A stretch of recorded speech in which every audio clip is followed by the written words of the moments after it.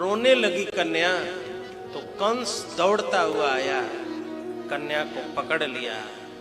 तो फिर एक बार देवकी जी हाथ जोड़ के कहती, मेरे लाल को मेरे भैया न मारो,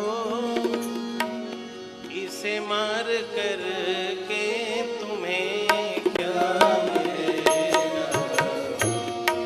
लाल को मेरे भैया न मारो, इसे मार कर के तुम्हें क्या मिलेगा।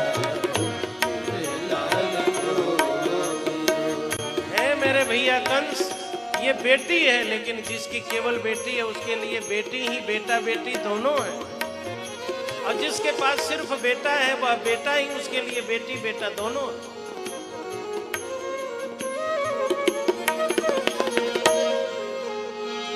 राखी की लाज भैया तूने न राखी, राखी हो गई जल कर के राखी। राखी की लाज भैया तूने न राखी, राखी हो गई जल कर के राखी। अगर प्यार से अपने प्यार से मुझे माँ कहेगा तो दो बार तुझे गोए माँ माँ कहेगा। अगर प्यार से मुझे माँ कहेगा तो दो बार तुझे गोए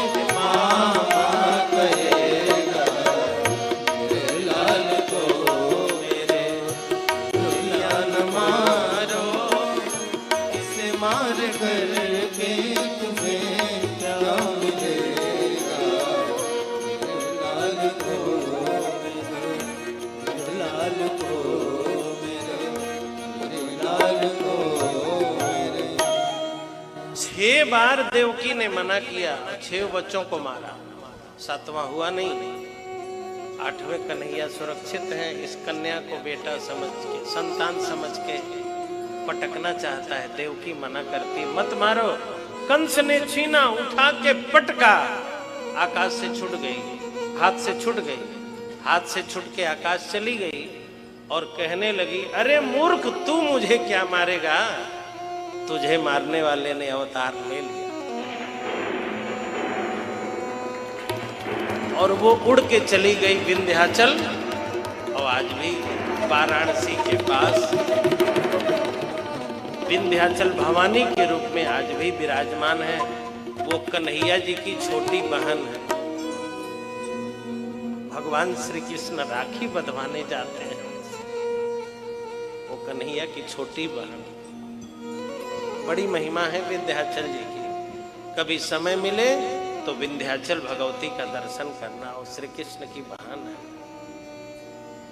अब देवकी वसुदेव को कारागार से बाहर कर दिया और कहने लगा, इसमें मेरा कोई दोष नहीं है, तुम्हारे भाग्य और प्रारब्ध का दोष है। देवकी वसुदेव, तुम्हारे भाग्य प्रारब्ध में यही लिखा था तो ऐसा हुआ, अब हम क्या कर सकते हैं। अच्छा, देवकी जी इतनी कमजोर हो गई हैं, वसुदेव जी इतने कमजोर हो गए हैं कि कारागार से निकल जाने के बाद भी जा नहीं पाए। 2 कदम बाहर निकले, थक के गिर पड़े।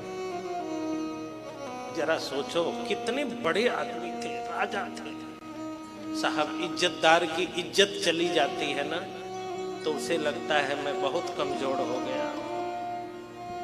वो राजकुमार थे और कंस ने जेल में डाल दिया। उनकी आंखों के सामने 6-6 बच्चों को पटक पटक मार डाला। उन्होंने बहुत अपमान माना था। और उस मैया की कल्पना करो जिसकी आंखों के सामने 6-6 बच्चे मारे गए, वो कितनी कमजोर हो चुकी थी।